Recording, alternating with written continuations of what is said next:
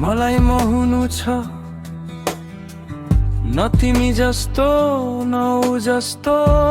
न कोही कोही जस्तो मैले आफूलाई तिमी भित्र कहाँ खोज्नु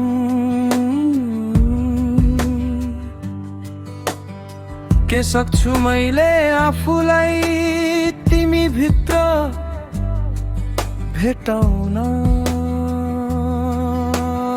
पहिला त म आफै भित्र हुनु जरुरी छ पहिला मैले आफैलाई चिन्नु जरुरी छ त्यसैले पहिला म हुनु जरुरी छ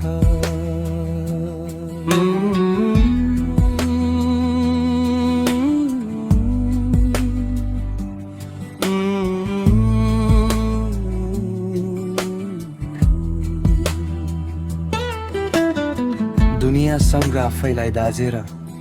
ऊ जस्तो राम्रो ऊ जस्तो लायक ऊ झै गुनीवा ऊ जस्तै पराक्रमी म कसरी हुन सक्छु ऊ हुनु र म हुनुले मलाई फरक बनाउँछ तिमीले जस्तै मैले आफैलाई उसँग दाजे भने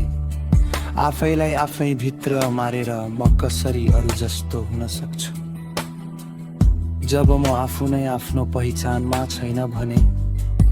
म अरू जस्तो हुनुले के अर्थ राख्छ म अरू हुनुले आफ्नो के पहिचान राख्छ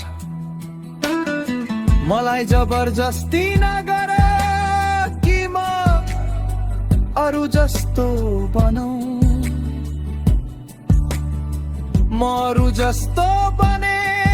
भने तिमीले म भित्रको मलाई पाउँदैनौ र जब म भित्र म रहन्न तब मेरा लागि तिमी रहदैनौ त्यसैले मलाई म जस्तै बन्न देऊ मलाई म जस्तै रहन देऊ